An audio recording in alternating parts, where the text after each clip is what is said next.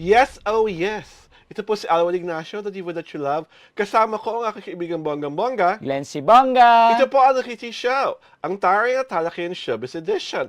At of course, sa aming medium round ay ang paborito naming aktres ni Glenn, si Andrea Brillantes. Pumapara-paraan nga ba? True? Ba na pinagkaselos niya? Si Kyle Echari? Ay! Ang gandang sagutin niyan, Glenn. Pero Grabe. bago natin sagutin ang selos-selos Emmy na yan, Oo. pag-usapan muna natin ang pangabog Correct. at pagiging eksenadora Waging-wagi siya doon. ni Blight sa concert ni Korean opera and global superstar Kim So-yoon. At ano nga ang ginawa ni Andrea? Ibigan Siyempre, Glenn? di ba, waging-wagi nga yung pagpapapansin ni Andrea kasi talagang sa kanyang mga post pa lang, bago pa yung concert. Yung actual event. Oo. Talagang nag-picture na siya na naka-wedding dress siya. Wedding dress with matching belo talaga. Correct, oo. At all white. Oo. Paano ba naman hindi ka mapapansin? At siyempre, nasa unahan siya, Oo. di ba? Nasa unahan siya at kumbaga nung lumabas na si Kim So-yoon at nung nag-i-interview na laging nagpapa-effect si Emote. may mga emote si Andrea na meron siyang pa-flying kiss. Oo. At in fairness, napansin Oo, ni Kim So-yoon, di Oo. ba? At nag-flying kiss Oo, na at ginano- pabalik sa kanya. At yung isa yung finger Finger heart. heart. Na rin, 'di ba? Pininger nag-wave rin sa kanya si Kim So-yoon. Kaya bongga panalo ang pagpapansin ni Andrea. Ikaw ba naman nakasuot kang wedding dress, hindi ka nakakatuwa mapapansin? Wala namang masama sa pagiging Correct. fangirling Oo ni nga. Andrea. Kaya maraming natuwa. Kasi ako tuwan-tuwa rin ako over the fact na itong isa sa pinakasikat nating young star, Oo. may time na fangirl at magpakita ng appreciation Correct. sa mga hinahangaan niya. So, doon sa mga, di ba, syempre, maraming galit na galit.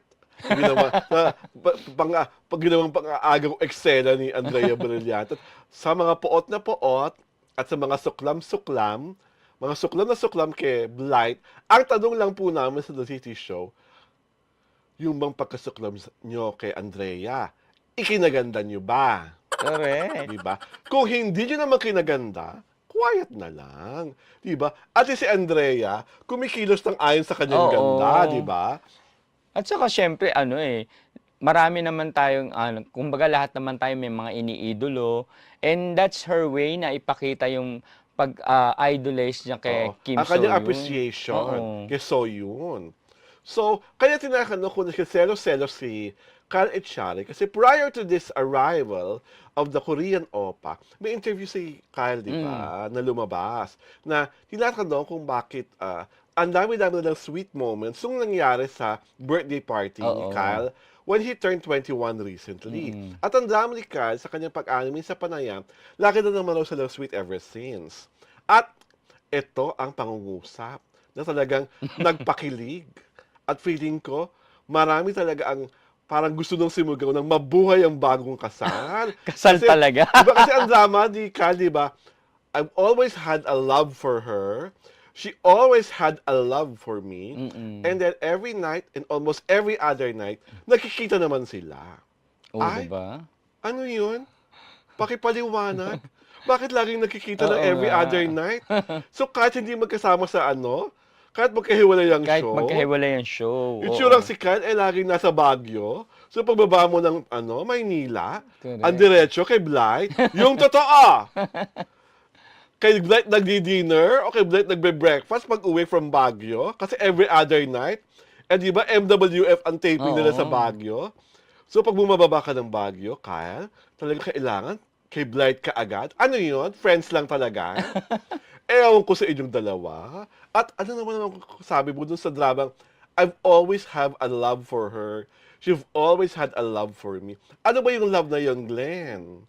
Kasi ever since naman talaga, mararamdaman mo yung closeness silang dalawa. And sinasabi ng iba, friendship lang daw. Pero Oo. iba yung kilos di ba? Mm. Iba yung mga the moves. Oo. Kaya parang ano ba ito, ayaw pa nilang umamin na sila na, Ah, gano'n? oo. Saka kasi parang kung meron ka na palang pagmamahal dati pa kay Andrea, at si Andrea naman ay may dati na ring pagmamahal kay Kyle, Oo nga. anong pumipigil sa Anong kanilang dalawa? pumipigil? At ano sa tingin mo, bakit nila pinipigilan or bakit ayaw nilang umamin? Hindi ko rin mawari na hindi ko rin ma-explain kung bakit. Siguro siyempre, gusto rin munang, alagaan ang kanilang management, 'di ba? Okay. Kasi right now, medyo magkahiwalay muna ang Oo. career path nilang dalawa, 'di ba? Mhm. Kumbaga, siyempre parang rin, parang bigyan naman ng pakilig yung mga tao pagka bigla silang nagkaroon ng proyekto Ah. ulit na magkasama, 'di ba? Maganda I 'yun. think itong, in a way, paghihiwalay nila, mas added more excitement to their 'Yun friendship, nga, eh. oo. Parang mas lalo nila parang sabik na sabik, sorry for the Oo word, nga. pa na gustong-gusto nila lang magkita at magkasama kasi hindi sila magkasama. Mm. Eh, ang tagal na magkasama sa senior high, 'di ba? Correct, oo. So parang ito ngayon, lalong nakatulong ang paghihiwalay nila ng proyekto para mas lalong umigting. Oo, Ako naman ang dapat umigting. ma-miss ang isa't Ano isa. sa tingin mo ang hinahanap-hanap ni Kyle kay Andrea Brillantes?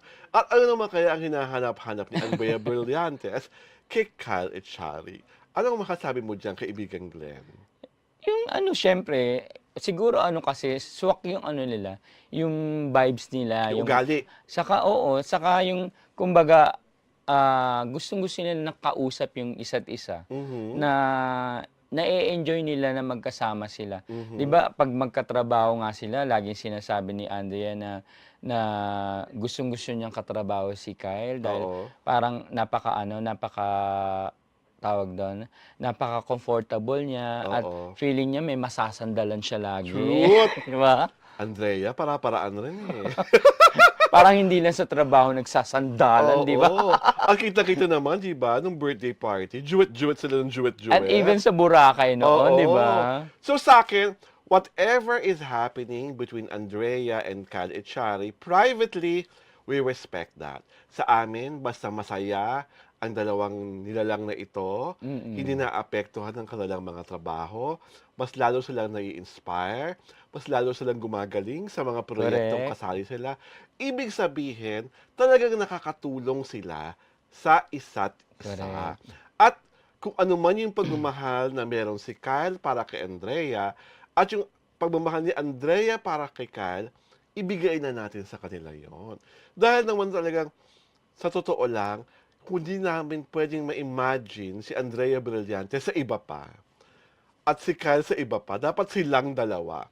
May nagsasabi nga, di ba, sa Pamilya Sagrado, mas bagay raw si Gray Fernandez kay Daniela. Stranger, Na dapat oo. parang alam ko, parang yun, parang magiging love interest ni Kyle Ni doon. Kyle, So, oo. gusto kong sabihin, sige po, push na natin yung Gray.